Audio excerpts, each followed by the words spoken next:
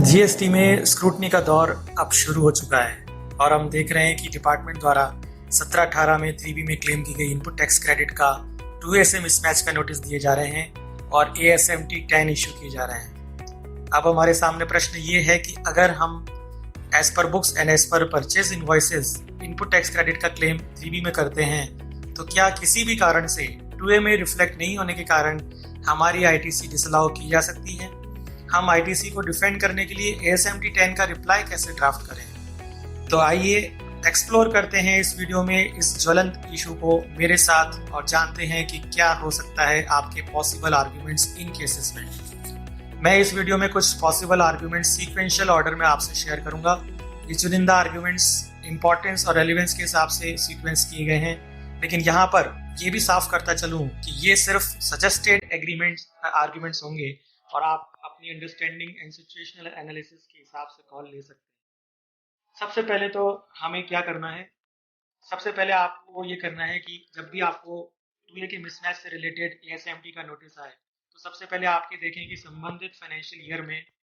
आपने as per books कितनी input ली है। इसके लिए आपने जो बुक्स मेंटेन की हुई है उन बुक्स के अकॉर्डिंग आप परचेज रजिस्टर अपना एग्जामिन कर लीजिए और ये देख लीजिए कि क्या आपके पास बिल वाइज डिटेल अवेलेबल है। उन बिल वाइज डिटेल्स को आप पोर्टल पर जो आपने इनपुट क्लेम की है उससे एक बार रिकॉन्साइल कर लें ताकि आप इस नतीजे को पहुंच सके कि क्या किसी भी कारण से आपने पोर्टल पर अपनी बुक्स से एक्सीड करते हुए कोई इनवॉइस अपलोड की है या नहीं की है। इसके साथ ही साथ आप ASMT 10 में जो इनपुट टैक्स क्रेडिट का दावा किया गया है उससे भी वेरीफाई कर लें, क्योंकि कभी कभी ऐसा हो जाता है कि ASMT 10 जो डिपार्टमेंट द्वारा इशू किया जाता है उसमें जो फिगर्स होते हैं वो भी कुछ गलत हो सकते हैं। ये काम करने के बाद आप एक और काम करें कि जब आपको ये पता चलता है कि वास्तव में आपके सपोज फाइनेंशियल ईयर 2017-18 में आपने बिल वाइज जो आपके पास परचेज इनवॉइसेस थी उनके बेसिस पर आपने इनपुट टैक्स क्रेडिट क्लेम किया था, यानी दूसरे शब्दों में जो भी ITC पोर्टल पर क्लेम किया गया है वो आपकी बुक्स ऑफ अकाउंट से मैच करता है, लेकिन चूंकि वो 2A में रिफ्लेक्ट नहीं हुआ तो आप उन इनवॉइसेस को अलग से छांट लीजिए और उनका financial year next financial year यानी कि 18-19 जो इस केस में होगा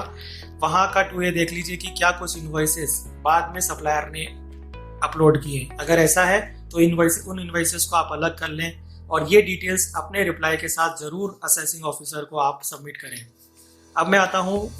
कुछ लीगल आर्ग्यूमेंट्स पर। ये तो हुई फैक्चुअल बात जो हमें तैयारी करनी है। अब कुछ लीगल आर्ग्यूमेंट्स पर आते हैं। अगर आप section 16 of the CGST act की सभी कंडीशंस को फुलफिल करते हैं तो आपका ITC डिनाई नहीं हो सकता है। सेक्शन 16(2) में क्लॉज AA इंसर्ट किया गया है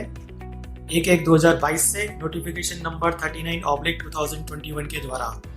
ये नया क्लॉज प्रोस्पेक्टिवली इंसर्ट किया गया है लेकिन ना कि रेट्रोस्पेक्टिवली। इस क्लॉज के द्वारा सेक्शन 16(2) में एक एडिशनल कंडीशन इंसर्ट की गई है कि रेसिपिएंट को इनपुट टैक्स क्रेडिट तभी मिलेगा जब उसके सप्लायर द्वारा अपने स्टेटमेंट ऑफ आउटपुट सप्लाईज यानी GSTR 1 में ये सप्लाई सेक्शन 37 में दिए गए मैनर के अकॉर्डिंग शो कर दी गई हो और ये इनवॉइसेस अकॉर्डिंगली रेसिपिएंट को कम्युनिकेट हो गई हो।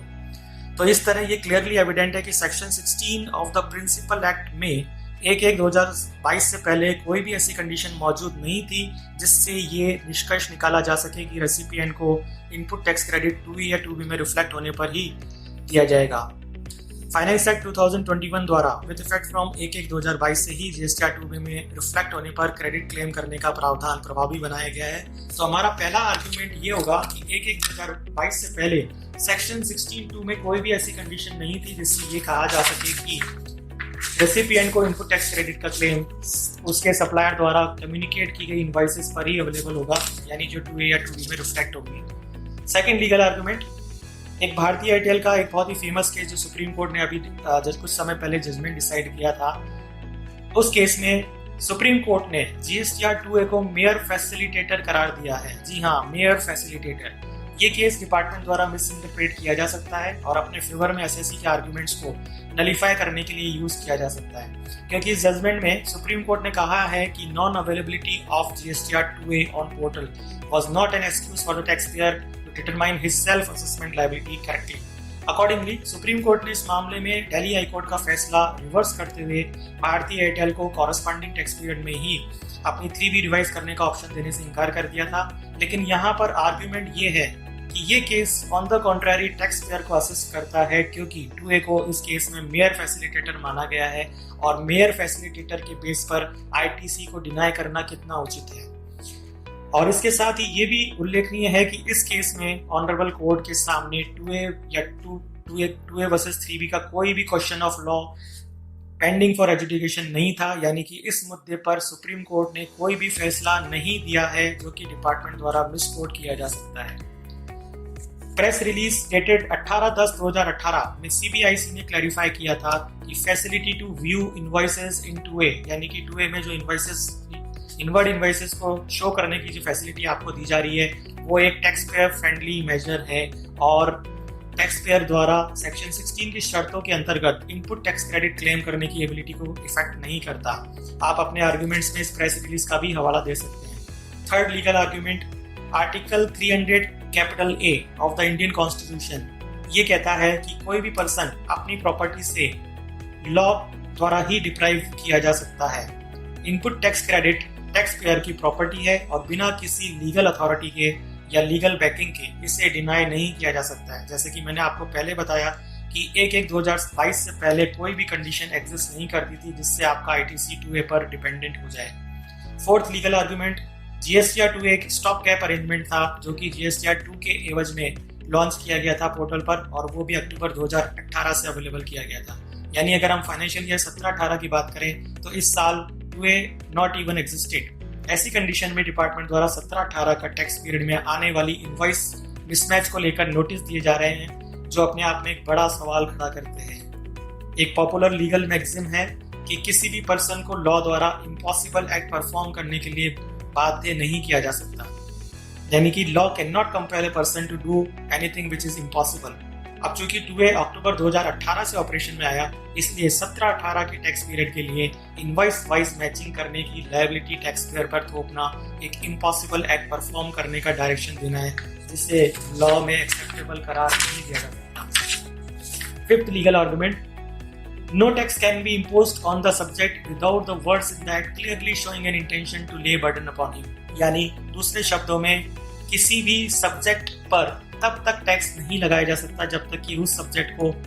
With in the letter of law, यानी कि लॉ की शब्दावली और लॉ के अथॉरिटी के अंतर्गत क्लियरली बर्डन इम्पोज ना किया जाए। सुप्रीम कोर्ट ने CIT versus Motors and general store private limited में ये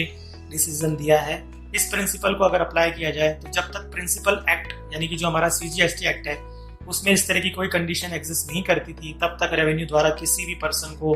टैक्स लायबिलिटी सिर्फ इस वजह से इम्पोज नहीं की जा सकती कि वहां पर कुछ इनवॉइसेस 2A में रिफ्लेक्ट नहीं हो रही है। इन लीगल आर्ग्यूमेंट्स के बाद अब आप फैक्चुअल आर्ग्यूमेंट्स भी पेश कर सकते हैं जो कि सजेस्टेड इस तरह हैं। फाइनेंशियल ईयर 17-18 में GST इम्प्लीमेंटेशन का जो इंट्रोडक्टरी ईयर था, इस ईयर में GST लॉ और पोर्टल पर अवेलेबल फैसिलिटीज दोनों अपनी इन्फेंसी यानी कि इंसेप्शन स्टेज पर थी और इस साल सिस्टम में प्रचलित कुछ खामियों एवं सिस्टम से यूज टू ना होने के कारण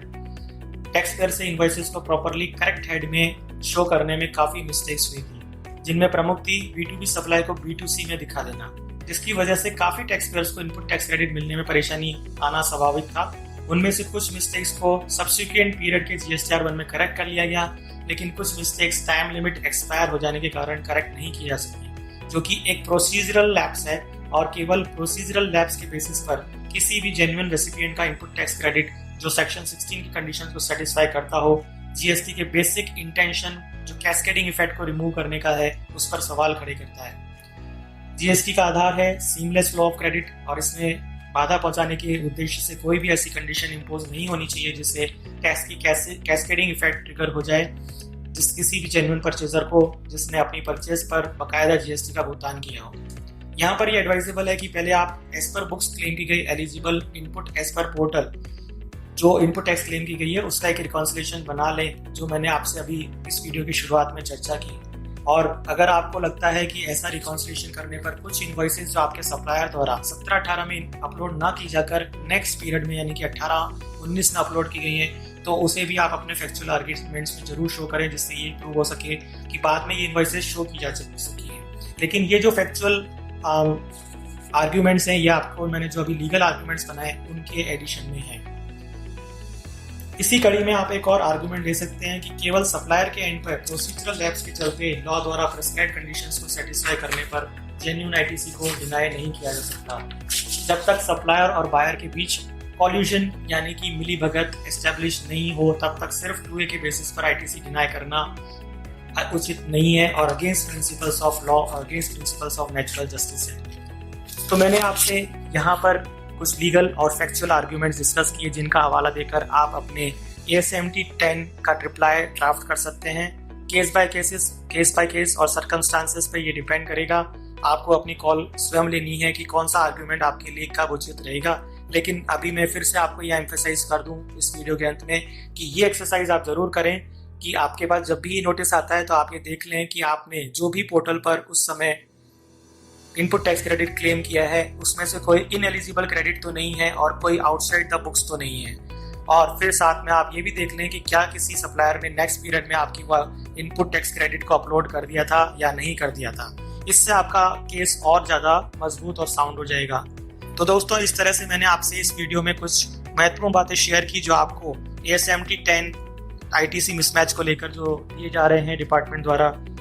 और जो स्क्रूटनी का दौर चल रहा है उसमें मैं उम्मीद करता हूं कि आपको मदद करेगा। अगर आपको ये वीडियो बहुत पसंद आया हो तो लाइक, शेयर और सब्सक्राइब करना ना भूलें और अपने विचार कमेंट बॉक्स में ज़रूर दें। और अब आप मुझसे और इन्हीं विषयों पर या GST या इनकम टैक्स से जुड़े विभिन्न मसलों पर किस तरह के वीडियोज़ या किस टॉपिक पर आप वीडियोज़